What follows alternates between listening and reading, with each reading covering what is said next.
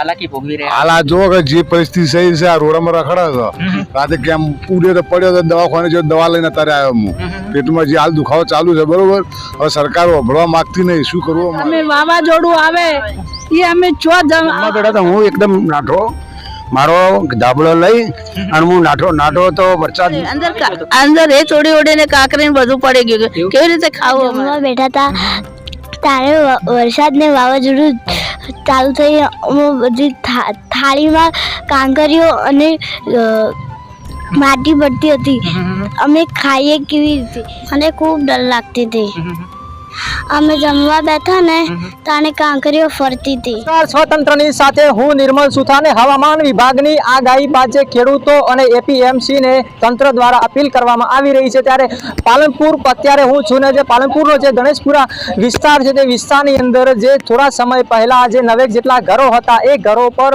તંત્ર દ્વારા જે દબાણને લઈને તેમના પર બુલડોઝરો ફેરવવામાં આવ્યા હતા પણ તે અત્યારે જે શ્રમિક જે અહીંના જે મકાનો જેમના પાડી દેવામાં આવ્યા છે તે લોકો મારી સાથે છે તેમના દ્વારા વાતચીત કરીશું કે હાલ જે હવામાન વિભાગ દ્વારા જે આગાહીઓ કરવામાં આવી રહ્યો છે ત્યારે તારીખ 3 થી લઈને 9 સુધી જે વાવાઝોડા વરસાદ અને વીજળી કડાકા સાથે જે તેમના પર જે છત હતું તે છત તો છીનવી લીધું છે તો હાલ કેવી મુશ્કેલી ભોગવી રહ્યા છે તો સીધો એમના દ્વારા વાતચીત કરવાનો પ્રયાસ કરીશું। તો અહીંયા તમે જોઈ રહ્યા છો જે ટેન્ટ લગાવવામાં આવ્યો છે તેનો અત્યારે તો સહારો મેળવી રહ્યા છે તો સીધો એમના દ્વારા વાતચીત કરીશું। તો અહીંયા એક વૃદ્ધ માળી પણ બેઠા છે તો સીધો એમના દ્વારા વાતચીત કરીશું। શું નામ છે માળી આપનું? મારું રૂખીબેન નામ।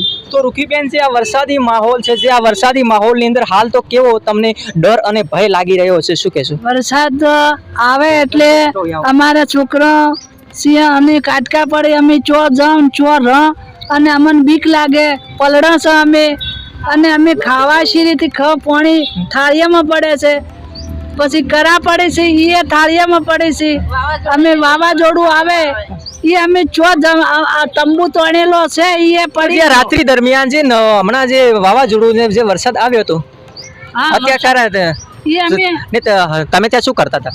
અમે ખાવા બેઠા હતા વરસાદ આવ્યો તે પછી બધું થાળીઓ પડી મેલીને બધું અમારું અનાજ ને બનાજ લોટ ને બોટ ને બધું પલળી ગયું અને પછી બીજો જે માલ સામાન હતો ક્યાં મૂકી?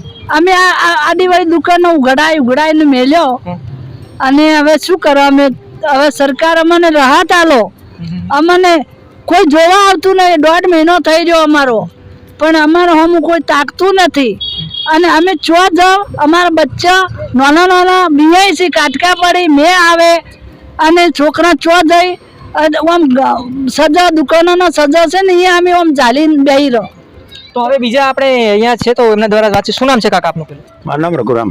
તો રઘુરામભાઈ જે આ વરસાદી જે માહોલ હતો જે હમણાં રાત્રિ દરમિયાન જે વાવાઝોડું આવ્યું તો ત્યારે તમે ક્યાં હતા? ત્યારે આ બધા લોકો જમવા બેઠા હતા હું એકદમ નાઠો મારો ધાબળો લઈ અને હું નાઠો તો વરસાદ અને કરા પડવા મળ્યા અને એકદમ વાવાઝોડું તમારા અહીંયા કુટુંબીજનો કેટલા છે તમે આમ? હા અમે 4 જણ છીએ। 4 જણા છીએ।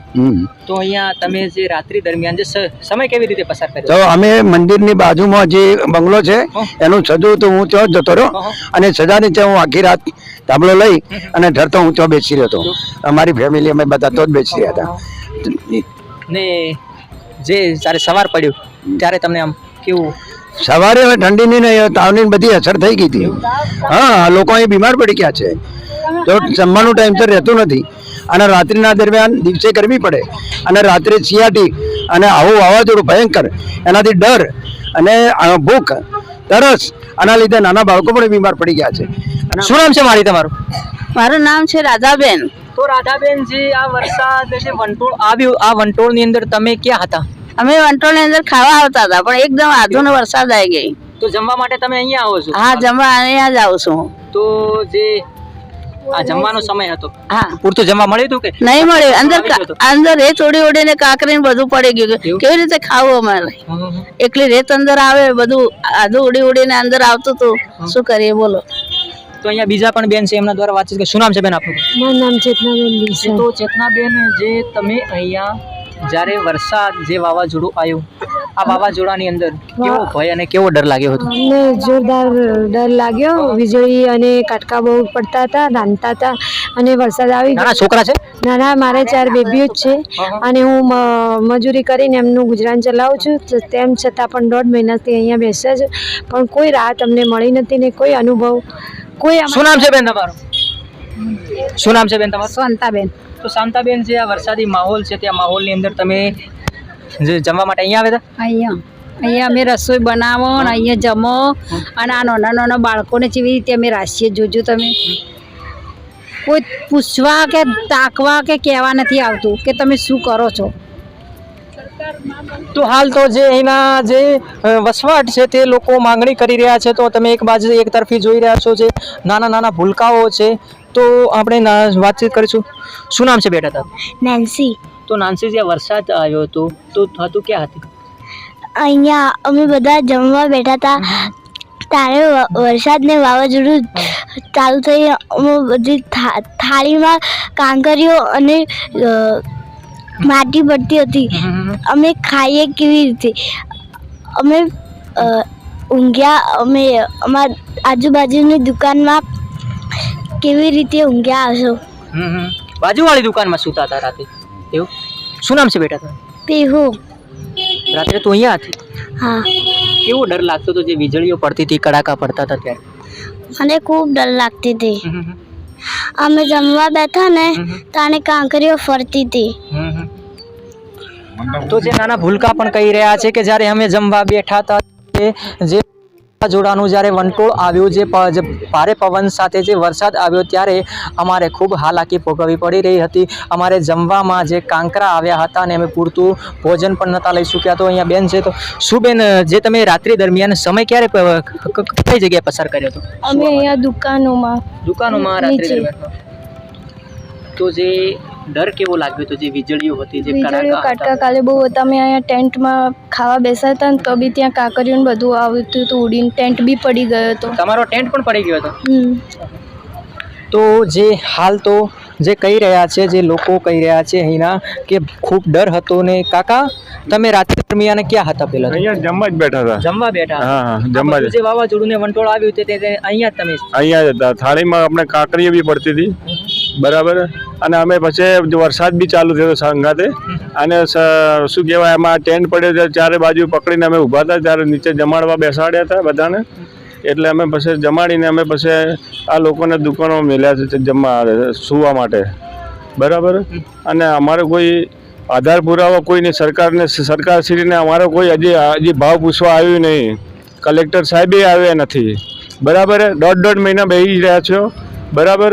હજી કશું કોઈ અમારા કોઈ પ્લાસ્ટિકનું કામ હોય તો એમને તરત જાય છે ને અમારા કામમાં કોઈ કલેક્ટર સાહેબ સુધી નહીં આવ્યા, બરાબર. અને કલેક્ટર સાહેબ જ્યાં દોડવાનું અહીંયા મરી જાય અહીંયા પહેલાં દોડે. અમારે કોઈ નહીં. અમે તડકામાં સૂઈ રહીએ, બરાબર. ગરમીમાં ફરી સૂવું, ટોયલેટ જવું, ક્યાં આપણે નાહવા ધોવા જવું, બરાબર.